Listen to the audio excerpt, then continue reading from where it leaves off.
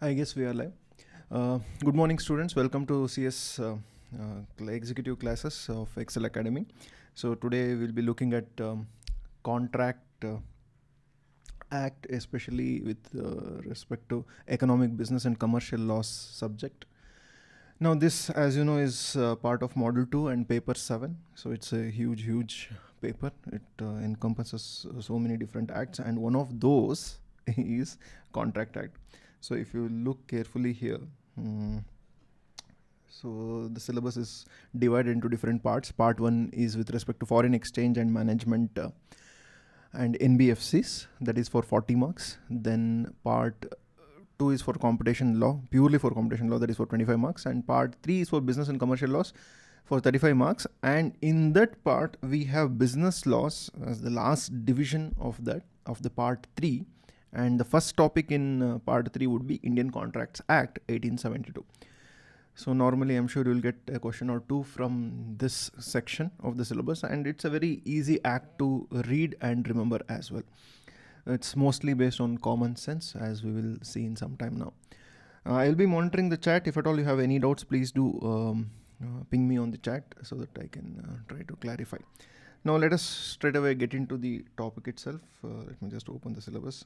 Okay, so this is lesson number 20. As we just now saw, this is Indian Contract Act 1872, the act which was drafted when Britishers were ruling over us, and it still to this day stays more or less relevant. Not many changes have been made with respect to this act. Okay, let us see what exactly we have here. Now, first of all, we have to understand what exactly is contract. Before we understand what is contract, first of all, let us look at the definition of agreement, because the basis of any contract would be agreement. Without any agreement between two or more parties, there cannot be any contract. That is for sure. One of the fundamental requirements of a contract is that at least we need to have two parties. We cannot enter into a contract with ourselves. We may make promises to ourselves, but it won't be enforceable. It won't be even considered as an agreement. For any agreement to be considered as an agreement, it needs to have at least two parties. So let us see what exactly the Contract Act defines agreement as. According to section 2E of the Indian Contract Act, every promise and every set of promises forming the consideration for one another or each other is an agreement. So there are different words thrown in here. Let us look at each of those. So now they say every promise, you are giving assurance to someone. We look at the definition of promise as well in a while. And every set of promises. So let's say there is one party. Just open a blank sheet. There is one party A and there is one more party B. A makes a promise that he will sell his scooter or car, whatever it is, for rupees 50,000 to B. If B pays 50,000, A is ready to sell his scooter. That is one promise made by A to B. At the same time, B is also making another promise wherein he tells B tells A that he is ready to buy A's scooter for a price of 50,000. That means B will pay A rupees 50,000 and A will sell his scooter for the same rupees 50,000. So there is one promise from A to B and another promise from B to A. Every promise and set of promises forming consideration for each other. So for A, what is the consideration? Consideration in simple words means something in return. Quid pro quo. If I had to use the Latin phrase, quid pro quo. So quid pro quo means something in return. In simple words, what is A getting in return? He is getting 50,000 in return for the scooter which he is giving to B. At the same time, what is B getting in return? B is getting scooter for the 50,000 which he is giving to A. So this would be an agreement wherein there are promises from both the parties, and at the same time consideration is flowing from one party to another party. So then we can say this is an agreement. But are all agreements contracts? Definitely not the case, because agreements cannot be contracts unless it is backed up by enforceability. So we say agreements plus enforceability, then it becomes a contract. Now what is this enforceability? Where should it be enforced? Basically we are saying if it fulfills all the provisions with respect to it becoming a valid contract, then it will definitely be a contract. That agreement can be considered as a contract. Now where is this enforceability mentioned? Mostly in section 10 of the Contract Act. Section 10 of the Contract Act talks about what are the essential elements for any agreement to be considered as a valid contract. So if you look at section 10, and also other elements are also there apart from section 10, we'll look into those too. So but most of the elements are contained in section 10, which tells us what makes an agreement, a simple agreement between two or more parties, a contract. So what we can surmise here is all agreements need not necessarily be contracts, because all the agreements may not have the enforceability element, but all contracts will definitely arise from an agreement. Without agreement there is no contract, but all agreements need not be contracts. That is something which we can easily understand. Okay, let's go back to the textbook. Now again they have defined a promise as well immediately here. What is a promise? One more thing, if it is possible for you to remember the section names, well and good. If you have not at all tried to remember the section names so far, then don't try to remember the section names now, because hardly a month or two is left for the final exams. So just don't worry about it. Just mention Indian Contract Act 1872, that should be sufficient. Instead of writing the incorrect sections, don't write it at all. As long as you know the provisions, you may lose half marks or 1 mark at best. So that's okay. Instead of losing the entire marks allotted for the question, it is okay losing half or 1 mark for the question. Now, what is a promise? According to section 2B of the Indian Contract Act, when the person to whom proposal is made, again the definition is very interesting, when the person to whom proposal is made signifies his assent thereto, he gives his permission, the proposal is said to be accepted. Okay, let's go back to that example. Let's say A tells B, I am ready to sell my scooter to you for 50,000. Okay, he's not stopping at that. He asks him a question, will you buy? Now who is making an offer to whom here? A is making an offer to B. What is the offer here? The offer is to sell A's scooter for a consideration of rupees 50,000. It's not just a statement, by the way. I am ready to sell my scooter to you for 50,000 will just be a statement. But here he is adding this offer or proposal wherein he is asking B, will you buy? Now it is up to B to decide whether to say yes or no. The moment he says yes, person to whom proposal is made, the person to whom proposal is made would be B here, signifies his assent thereto. Meaning if B says yes, then the promise is said to be made. Once again, let's go back. When the person to whom proposal is made signifies his assent thereto, the proposal is said to be accepted. Once it is accepted, it becomes a promise. That's all. So now there will be two promises actually.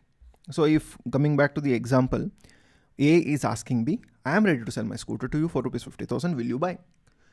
B, let's assume for a second that he says yes. Now B has made a promise here because he has accepted the proposal which was made to him. At the same time, A has already made the promise, what? I am ready to sell my scooter. So there are two promises here, one from A to B and another from B to A. So both promises are forming consideration to one another. So this is also an agreement. See, there are so many things intertwined here. Unless you understand one, you won't be able to understand the other. So it is imperative that you read this act thoroughly and understand it. Maybe in one reading you may not be able to understand. Maybe one or two readings I'm sure you should be able to understand. I'm also guessing that this was also there in CSET. If I'm not sure, at least this part was there, the first few essential elements of contract. So it should be like revision for those who are coming from CSCET. Okay, more or less everyone is coming from CSCET now.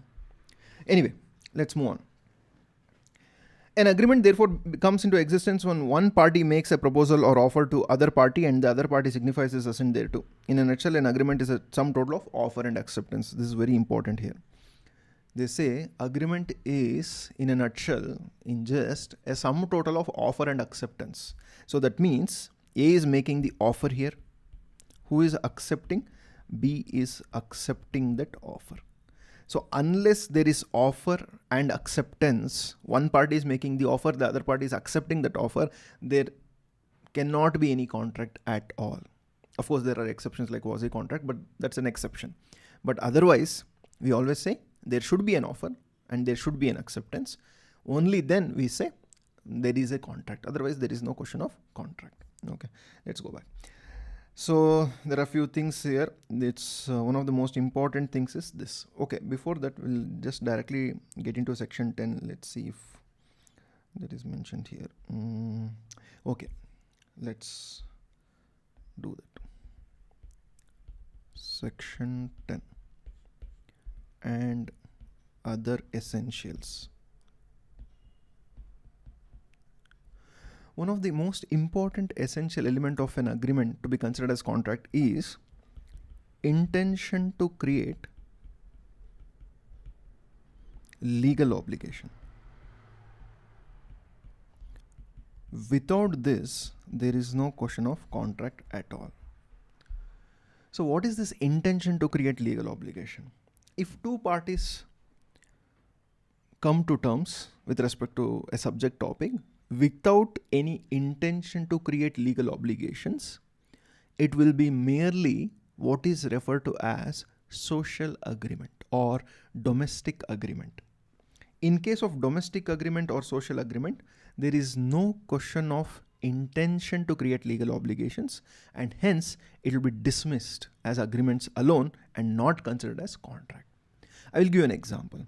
Let's say your parents have promised you to buy a, let's say, iPhone Pro Max 1 terabyte. Okay, the best phone ever there is. Okay, so now you passed CSE executive as well. The very next day of your results, on 26th of Feb, you approached your parents and asked for this iPhone Pro Max 1 terabyte 14. Let me be specific here. Now all of a sudden they are saying, no, that was mere jumla or just a promise to make sure that you study well. We never had any intention of getting you any iPhone 14 Pro Max. At best, we can get you 1 Plus. That's all. Now, can you go and file a case against your parents?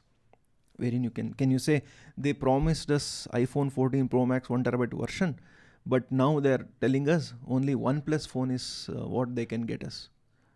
That is not possible, for the simple reason that when your parents made a promise to you, they did not have any intention to create legal obligations.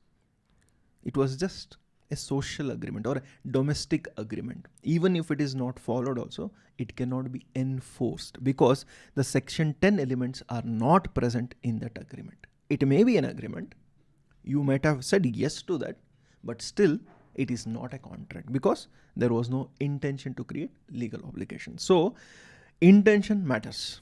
Without that intention to create legal obligation, there cannot be any contract because there are so many case laws based on this. One of the most important case laws and something which you may have already heard of is Balfour versus Balfour. Now they were husband and wife, of course, staying in Sri Lanka, back then referred to as Ceylon. So they were English citizens, UK citizens, but they were probably working in, like we had East India Company, maybe they had some one of their own companies there in Sri Lanka. They were working there. The husband was working there. Then, excuse me. Then they went to UK, Britain.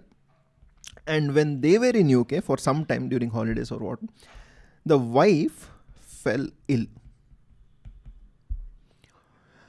And they thought mutually that it would not be advisable for the wife to travel back to Sri Lanka. So it would be suitable for her to rest in UK itself and to make sure that she has enough money to take care of herself and to take care of her needs, whether it is medical or otherwise, the husband told her, I will pay you a sum of 30 pounds per month. 30 pounds back then would be a huge sum of money. So it went on for some time.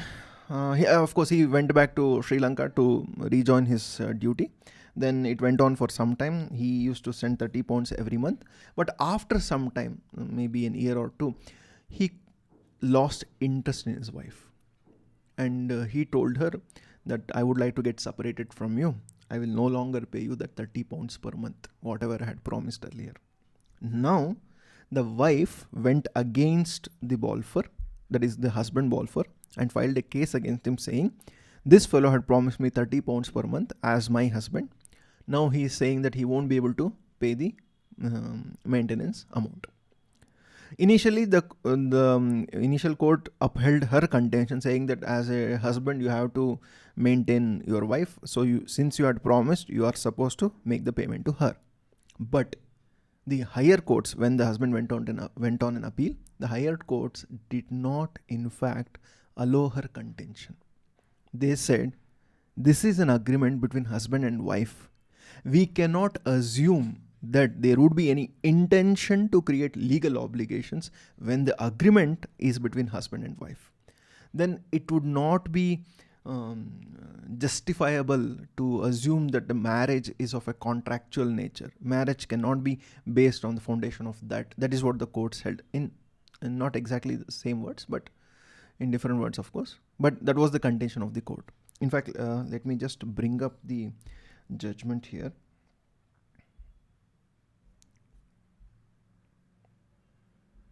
See, this is what the court said. The Court of Appeal had unanimously ruled that there was no such enforceable agreement between Balfour and Mrs. Balfour. Subsequently, Mr. Balfour was allowed. Basically, the law revolves around the concept that there must be an intention on the part of the parties. Okay. What else? Yeah, that's what, there is history of case as well, where what happened in the lower courts and what did the higher courts finally say. It was Lord Justice Atkin who said that when a husband and wife enter into an agreement, they never intend to create a legal relationship while entering into an agreement. Then only it becomes enforceable in the court. If they intend to create, then it's different. Otherwise, they will not assume that they had any intention to create legal relationship. So this case took place in 1919, as you can see there. You can always quote these cases. When you are quoting these cases, just mention that the facts mentioned in the question are similar to Balfour versus Balfour. That's all. You need not have to write the entire story of what exactly happened in case of Balfour versus Balfour. Otherwise, it will simply take your time. This case is a landmark case with respect to intention to create legal relationship. There is one more case, in fact, which is also equally interesting. I'm just looking the spelling. Okay, that is known as Merritt versus Merritt. The facts of the case are like this briefly. Husband and wife, Merritt and Merritt, say they jointly purchased a house. Purchased or constructed, whatever it is. Okay. Sometime in 1941, I guess. Then sometime later, it was a purchase because of facilitated by a loan, jointly in the name of husband and wife, of course. After some time, the husband lost interest in the wife and he started living with someone else. They wanted to get separated. Who? The husband and wife. Now, at that time, they entered into an agreement. The wife told the husband that I will pay the EMIs, that is the installments of the loan, whatever it is. After I complete the payment of loan, you have to transfer the property to my name only. Right now, it is a jointly held property. But her condition was, I will pay the EMIs, but once I complete paying the EMIs, you will have to transfer the property to my name, because you are not anyway paying the EMIs and you are not even living here. She was living with their children there in that house. The husband in fact said, yes, I don't mind doing that, and he agreed to that. Now what happened? She continued to pay the EMIs. She completed paying all the EMIs. Once she completed paying all the EMIs, what she did was she approached husband and asked him to transfer the property in her name, which was until then jointly in husband and wife's name.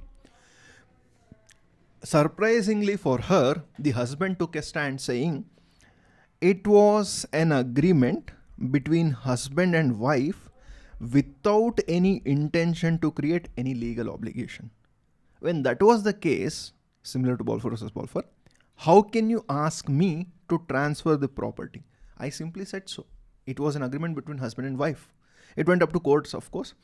And in the court, the husband counsel brought up the Balfour versus Balfour case, because this happened sometime in 1950s, the case when it went there. And Balfour versus Balfour case was in 1919. And what do you think the court might have said? Because this is very similar to Balfour versus Balfour, but not exactly similar to Balfour versus Balfour. The one major difference when it comes to Balfour versus Balfour and Merritt versus Merritt would be this. In case of Balfour versus Balfour, when they entered into an agreement, when husband and wife entered into an agreement, they were still husband and wife. They had never thought of separating. Whereas in case of Merritt versus Merritt, they were almost separated or on the verge of getting separated. When that is the case, the court said, we cannot assume that there was no intention to create legal obligation. We will assume that there was an intention to create legal obligation. In fact, I have the judgment somewhere here. Yeah. The wife first brought an action in the Court of Chancery Division, blah, blah, blah. All this thing is there. Let me just...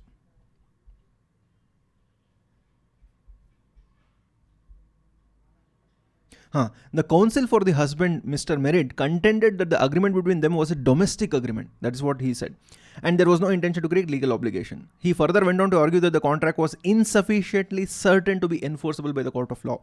Even Mrs. Merritt had failed to provide consideration for the promise which he made. A family arrangement such as this has already been considered by the courts in the case of Balfour versus Balfour and Jones versus Padavatt, another case. So the wife could not sue him. That's what his counsel said. So, but finally the court said, no, we can't do that because in this case, they were not husband and wife when they entered into an agreement or on the verge of getting separated. So therefore, there is no question of this being treated as a domestic agreement. So they had to finally rule in favor of the wife. So that is one thing. So again, a very important case, just like Balfour versus Balfour, but slightly different. There is one more case which you could notice here as well.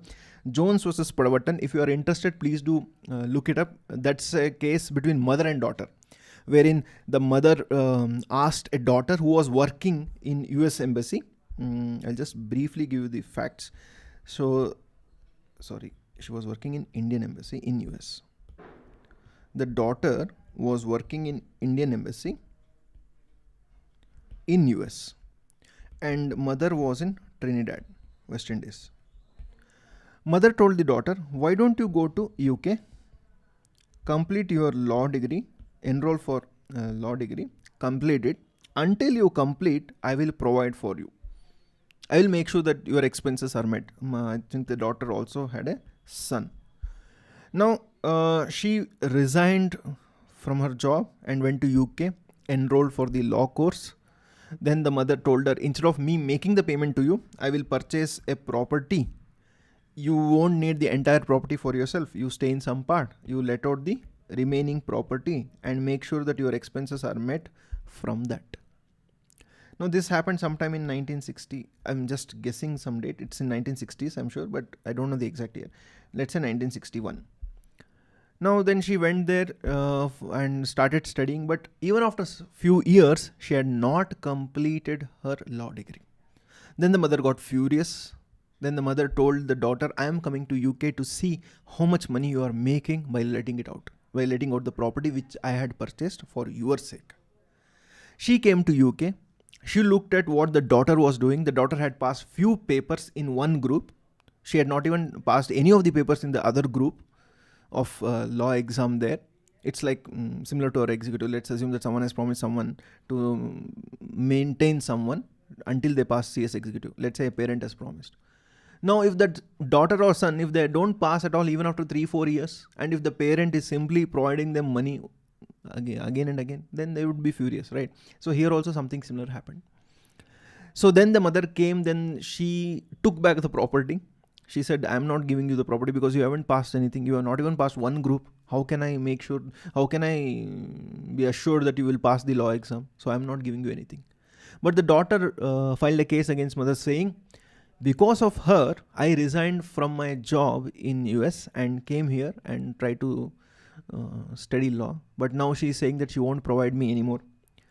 Then the court said nothing doing. This is purely a domestic agreement. So therefore we cannot interfere in this. Even though you have resigned from your job, it is an agreement between mother and daughter. Jones versus Padavatam is all about that. Okay, if you're interested, you can read the entire facts of the case, which are available, of course, online. You can check it out.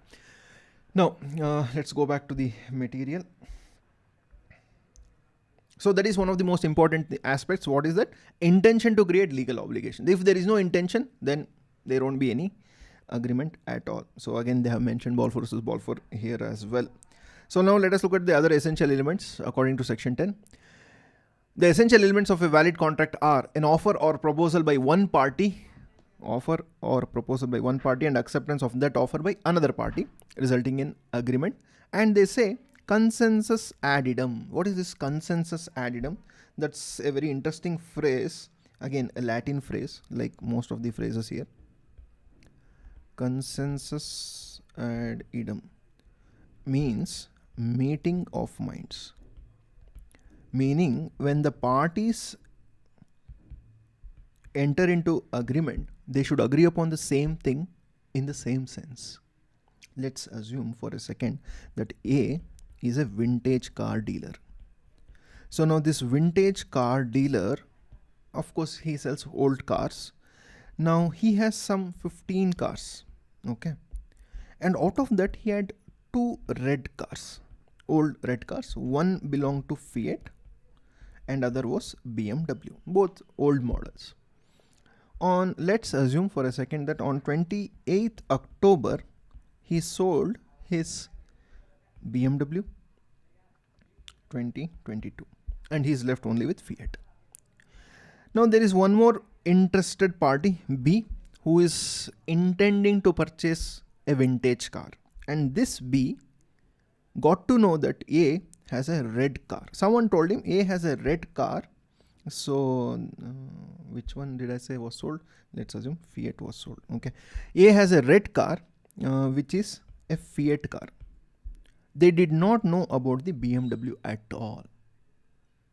Now A has only one red car, which is a BMW. Okay, and he has already sold his Fiat car. Whereas B is thinking that A has only one red car, which is Fiat.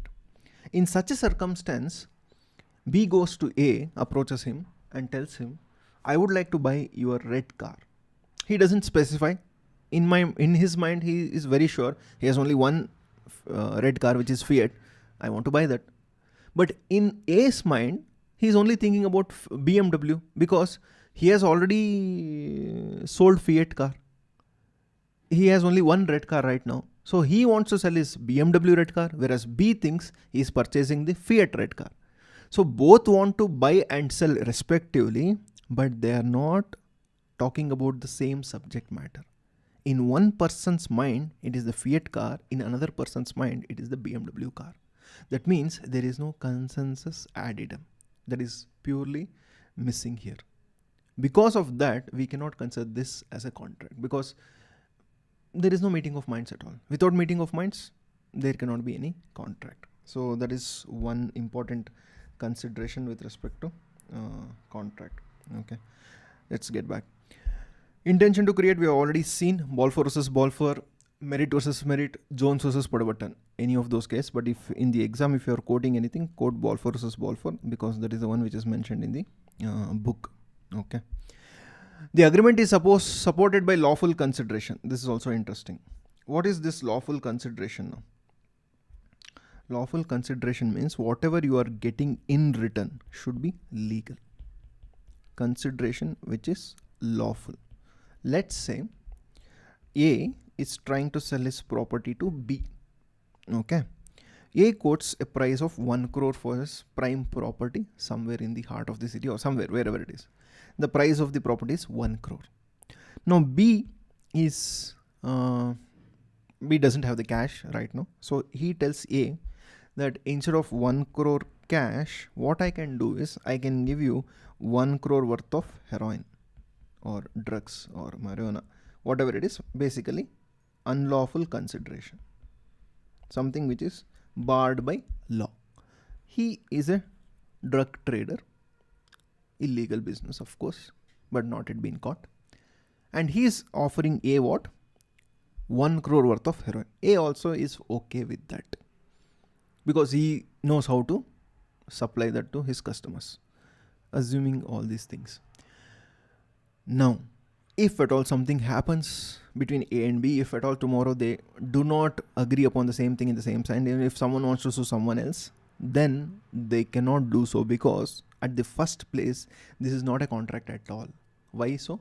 Because the consideration given by B to A is unlawful, not at all lawful. When there is no lawful consideration, it cannot be a lawful contract. So this will be just an agreement between A and B, which would not be enforceable in the court of law. So that is unlawful consideration. Next, parties to the contract are legally capable of contracting, they say. So this is nothing but the capacity. What is this capacity now? Capacity means they should be capable of entering into a contract. Now, who do we say are capable of entering into a contract? The law itself has divided this into different parts, mostly 3 different. One, they should be major. What is this major now? That means, according to the Indian Majority Act of 1875, they should have attained the age of majority. So when do we say that someone has attained the age of majority? Only if they have crossed the age of 18. So if they have crossed the age of 18, then we say they are majors and they are capable of entering into contracts. If they are minors, any contract which minor enters into would be void ab initio, meaning void from the beginning. So therefore that will not be a valid contract. That is one thing with respect to capacity. What else? They should be of sound mind. Now what is this sound mind? Someone who can think clearly, that's all.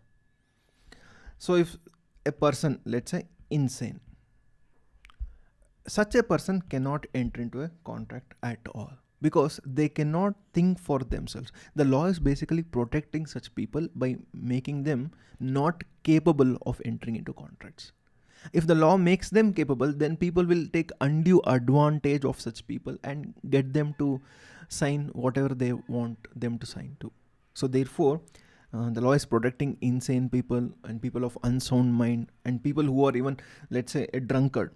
If a drunkard enters into a contract with someone else, then that would definitely be invalid because at that point of mind, that person is not capable of thinking straight. If he is not capable of thinking straight, there is no question of that being a contract. So therefore, person of unsound mind would be ineligible to enter into a contract. And lastly, the law has specified few people as those who cannot enter into contract. I'll just give few examples here. Alien enemy, for example. So alien enemy are the citizens of those country with which we have declared war. For example, tomorrow India declares war with country C. Okay. So now all of a sudden, whatever business you had with country C will have to be stopped because otherwise you will be considered as dealing with enemy nation. So in such a circumstance also you cannot enter into contract. Or maybe let's say convicted criminals. So such people also cannot enter into contracts. So they are also barred by law from entering into contracts. So they are also not capable of entering into contracts. So broadly speaking, major, persons of sound mind, and those not expressly barred by law from entering into contracts. So these people are considered as capable of entering into contracts. Now coming back. Genuine consent between parties, very, very interesting aspect, also referred to as free consent. Now, what is this free consent? Free consent only means whatever you agree upon, that should be free. It should not be forced, for instance. Let's say A wants to sell his property to B. Okay. Now, or rather, let me just reverse this. B is the owner and A is the buyer. I'm just reversing the positions. A intends to buy B's property, which is in the market rate, according to market rate, is worth 1 crore. Now A intends to buy this for 10 lakhs. Obviously, this would be stupidity to even approach B with that offer, because if the market rate is 1 crore, this offer by A is nowhere close to that. So therefore B would obviously reject it. But what if A makes B enter into an agreement at gunpoint? If he's being threatened, if B is being threatened to enter into a contract, and if he agrees to such a contract wherein he's only accepting 10 lakhs instead of the market rate of 1 crore, then in such a circumstance, the consent is said to be not free, but instead it would be considered as coerced or forced. In the language of Contract Act, it is called coercion. So if someone indulges in coercion and makes the other party enter into a contract, then that contract will not be valid, because free consent is said to be absent there. Without free consent, there is no question of contract at all. So that is free consent in gist. And one more thing, in fact, there are multiple things. Let us look at other things also. So let's say undue influence. Even in this circumstance, we say free consent is not present. So when can someone unduly influence someone else? When a person is in a position of power.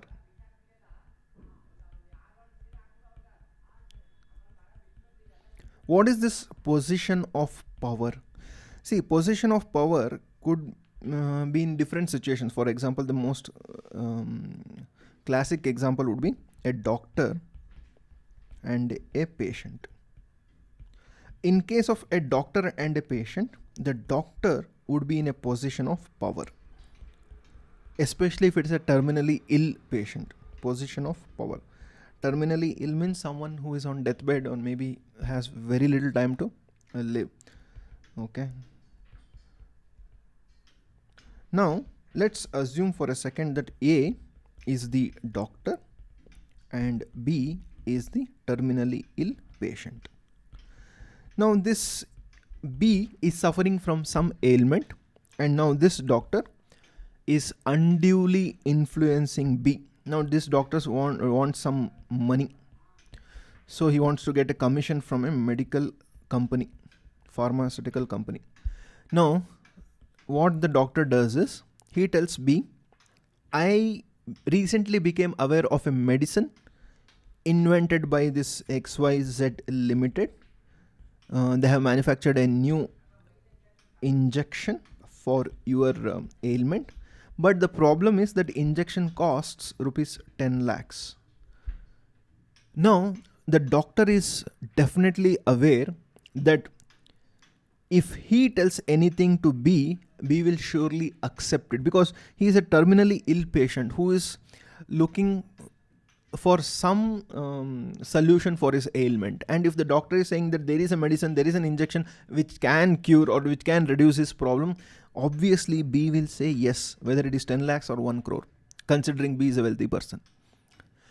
If that is the case, if the doctor says so and if the patient agrees to purchase this injection and gets the injection, then this would be nothing but a classic case of someone being unduly influenced, or we can say it is undue influence.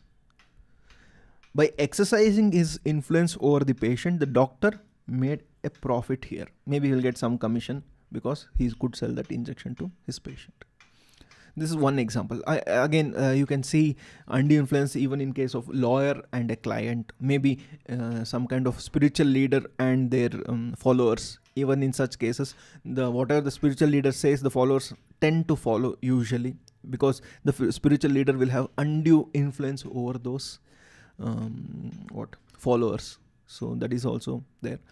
So in such cases, we say the contract will not be valid. Whatever the contract has been entered into, that will be simply set aside. There cannot be any enforceability when it comes to such cases. This is one thing. Then outright fraud. Even if someone indulges in fraud and makes the other party enter into a contract, let's say A cheats B. A wants to sell his, let's say, house, okay, to B for rupees 50 lakhs. He sells this to B. But after purchasing, B gets to know that A is not the sole owner, but he is only a joint owner.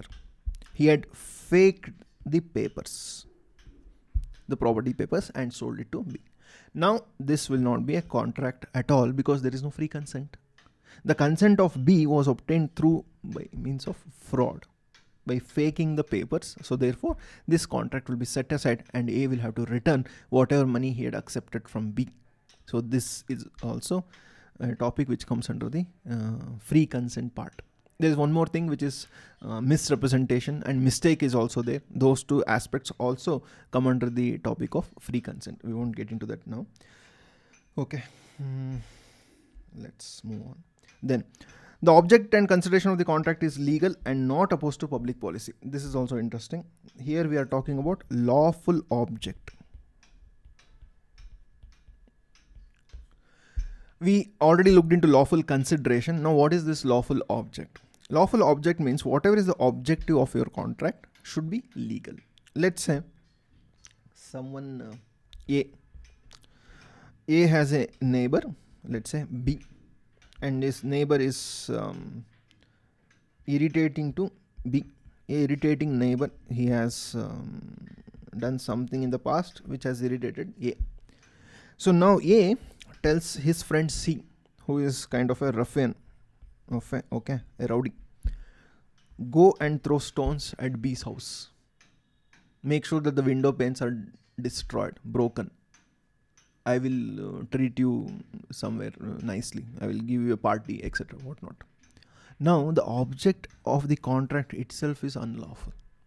If you are asking someone to throw stones at someone else's house, no matter what is the reason, the contract is definitely not a lawful contract or a legal contract, because the object of the contract is what? What is the object? The object is to make sure that B is troubled. If that is the case, then there is no question of contract because it's an unlawful object. So therefore, that will not be a valid contract.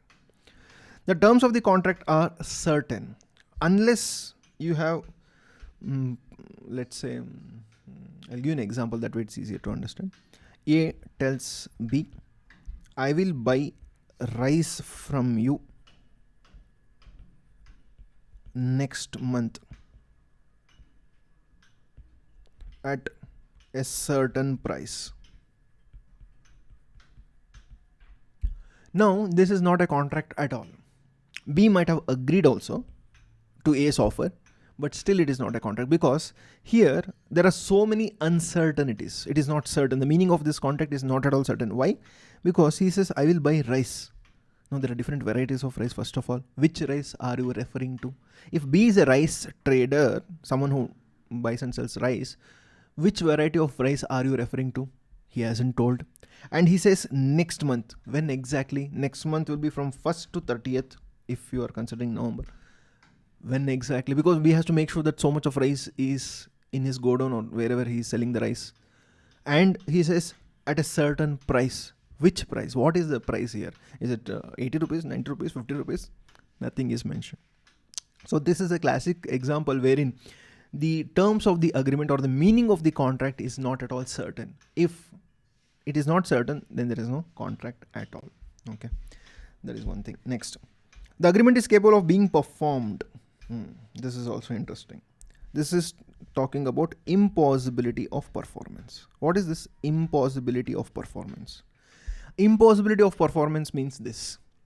there may be an offer, there may be acceptance, but it will be impossible to perform this. For example, let's say there is 1 week of holidays after exam. Let's say you want to take a break from Jan 1st to 7th.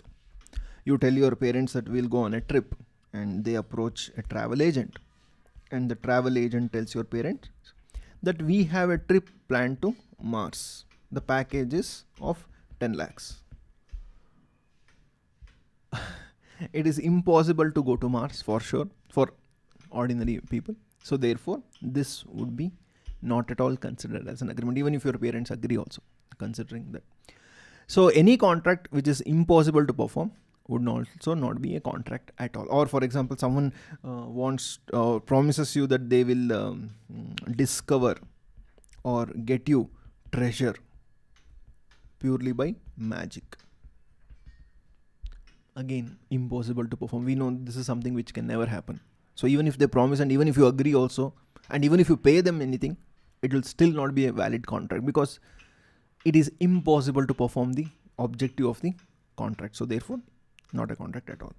So these were few of the elements, all of the elements according to section 10, which makes an agreement a contract. Also, you can think of other elements like there should be formalities which needs to be fulfilled. For example, it's not compulsory, but if it is there, it is safe. Formalities means a lawful contract, if it is entered in a piece of paper, let's say a bond paper. Maybe you can get that bond paper from a bank or a sub-register office, whatnot. So, but if it is entered in a piece of paper, or basically what I'm referring to is if it is in writing, then it is far more easier to prove this than if it is just orally agreed upon.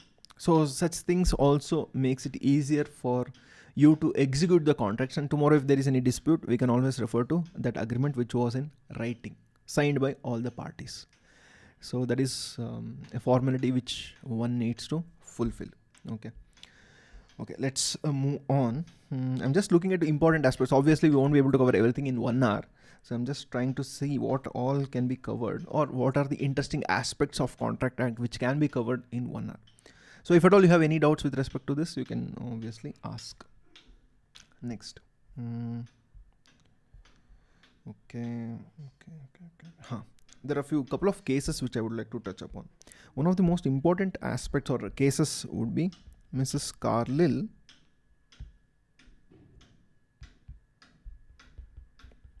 versus Carbolic Smoke Ball Company. This is a very interesting case. Let us see if I have the facts of the case here. Yeah. Let's read this. Carlill versus Carbolic Smoke Ball Company, 1892. Oh my goodness. Is an English contract law decision by the Court of Appeal. Okay. Let's look at the facts. Carbolic Smoke Ball Company was the defendant in this case. Let's see what are the facts. The company made a product called Smoke Ball. Something like this. You can see the ad. It's there on the. You can easily find it on the internet.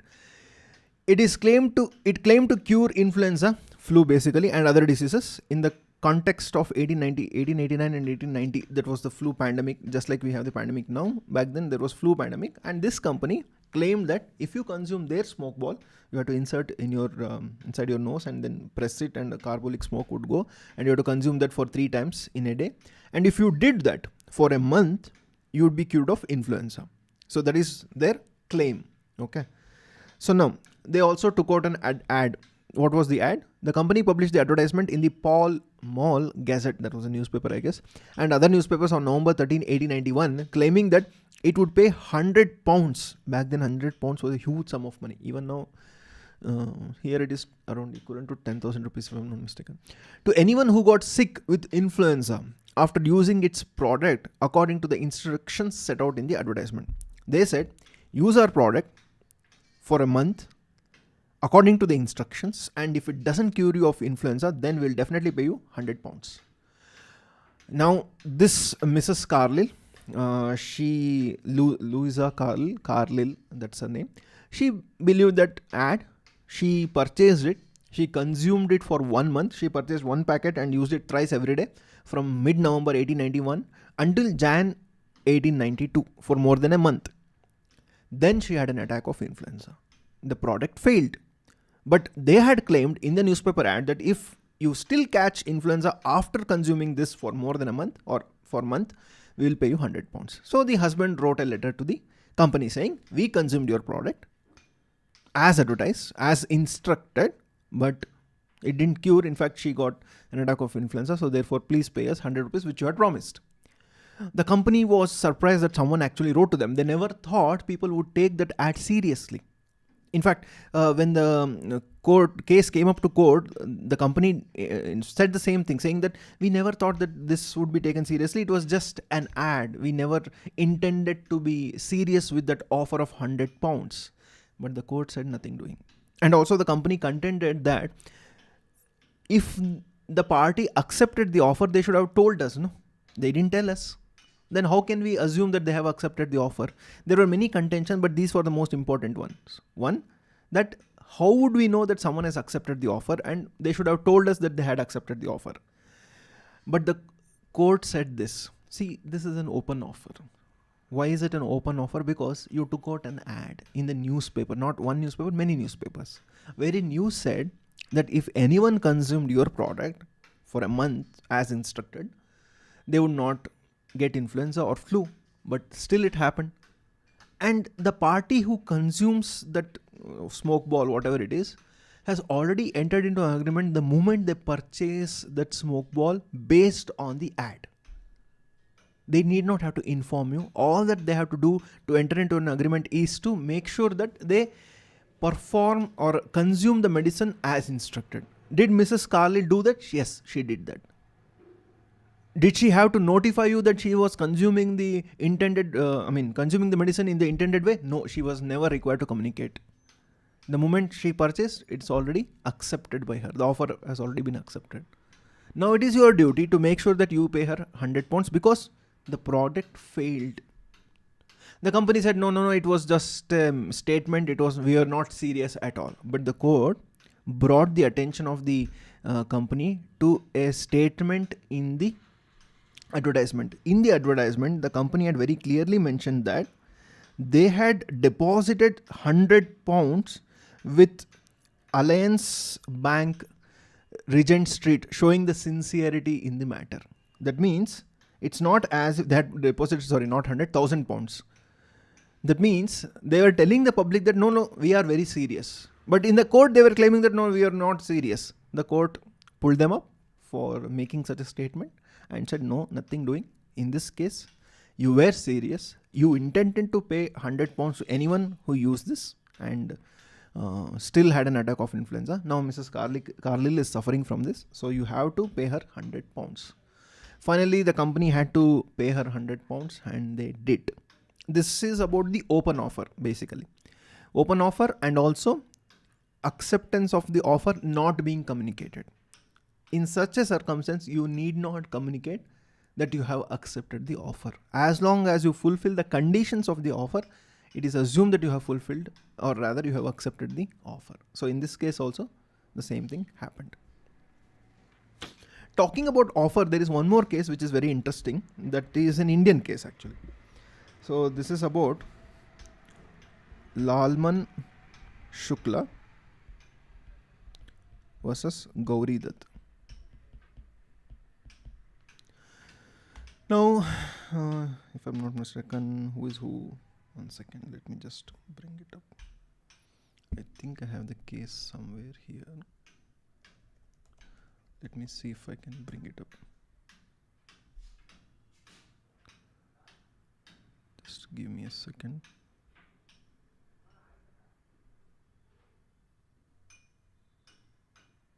Yeah. Let me just... Okay, got it. Wait a second, it's loading. Yes. So in this case of Lalman Shukla versus Gauri Dutt, this is also about offer and acceptance. Here also we have a few discussions related to that. Let's see what exactly this case is all about. Facts of the case. The defendant Gauri Dutt's nephew had absconded. So what he did after his nephew was absconded, he issued an ad. But before that, what he did was he sent all his servants to go and look out for his nephew. So he told, so you go to different places of UP, this happened in UP, and see if my nephew is found in any of the cities. He knew that he had guessed that his nephew might be found in certain places. So he sent all of his servants. Meanwhile, what he did was, he took out an ad saying, anyone who finds my nephew will be paid 501 rupees as reward. But one of his servants actually found the nephew and brought him back. The servant who found him was Lalman Shukla. So this is the domestic servant, and this is the defendant. Now nothing happened. Gauri Dutt gave him some minor reward, some 50 rupees or whatever, and Lalman Shukla took it. But after some time, after many months, for some reason, Lalman Shukla was thrown out of the job. Then this Shukla filed a case against Gauri Dutt saying, you were supposed to pay 501 rupees to me after I found your nephew, but you did not pay me anything, or you paid me a nominal amount. But then Gauri Dutt's contention was, or his counsel's contention was, you accepted an offer without even being aware of it. Because if you look at the sequence of the events here, what exactly happened first? The nephew was lost. The nephew went missing. Then Gauri Dutt sent all his servants across different districts of UP in search of his nephew. Then he took out an ad. Meaning, when his servants went in search of the nephew, they did not go because of the ad, but instead because their master told them to do so. So therefore, they went in search of the boy, and incidentally, Lalman Shukla found the boy somewhere. Then they got to know about the ad after finding the boy. Meaning, you cannot accept an offer which you are not aware at all, about which you are not aware. For example, in this case, Lalman Shukla couldn't have accepted the offer about which he did not have any idea at all. So therefore, the court held, even though you have fulfilled the conditions of the offer, you did so without being aware of it. When you found the boy, you found him not because of the offer, but because of the work, day-to-day work. Because your master told you to go there, you went there and you found the boy. That's it. There is no way the master is supposed to pay you extra award on top of what he is already paying you as salary. That's what the court said. So this is about accepting an offer without being aware of it. So in such a circumstance, we cannot accept any offer without even being aware of it. So these are few of the cases which I thought I would discuss. So we discussed Balfour versus Balfour. We also looked into Merritt versus Merritt and Jones versus Padavattan. In all the three cases, the topic which we discussed was legal intention, or rather intention to create legal obligation. Unless there is any intention to create legal obligation, we cannot say that there is a contract. So that is what we discussed in those three cases. Then we looked at Carlill versus Carbolic Smoke Ball Company, wherein we looked at who could accept an open offer. Anyone could accept an open offer as long as they fulfill the terms of that open offer. And also they need not have communicated as long as they did whatever was instructed in the offer. And finally, we looked at Lalman Shukla versus Gauri Dutt, wherein it talks about acceptance of the offer without even being aware of the offer. So can we accept any offer without even knowing the offer, even though we fulfill the conditions of the offer? No. Here, Lalman Shukla actually fulfilled the conditions. That is, he found the boy, but he was not aware that such an offer was there when he set out to find the boy. So therefore, there is no question of giving him that reward of 501 rupee. So my point here is to understand Contract Act, we have so many resources. One of those is obviously case laws. There are few case laws mentioned in the study material apart from the ones which we discussed today. So please do check them out if you have time. If you're writing sometime in June next year, please do check all those cases. It will be far more easier for you to understand the Contract Act that way rather than just reading the text. If you're writing in December, don't try to understand any of the new cases. Just read whatever is there in the study material at least a couple of times, otherwise you tend to forget. I hope this session was useful. If at all you have any doubts with respect to Contract Act, you can leave a comment below. I will try to answer that. Thank you. And one more thing before we leave. So there are a few links in the description. Please do check out. Ekcel Academy has been conducting classes for CS course since a long time now. So we have our website excelacademy.com. Go there. It's free sign up. There are so many videos which we have put out there. There are notes available free of cost. You don't have to pay for it. So if you log in, you will definitely get access to all those. And you can also check out free videos of every subject. There are at least a couple of videos of all subjects which are put up there. And if you like those videos, you can obviously sign up for the entire course. So the links of which are in the description, and also there are phone numbers in the description. Please do call us if at all you have any doubts. We will be happy to help. Thank you guys for joining us. All the best.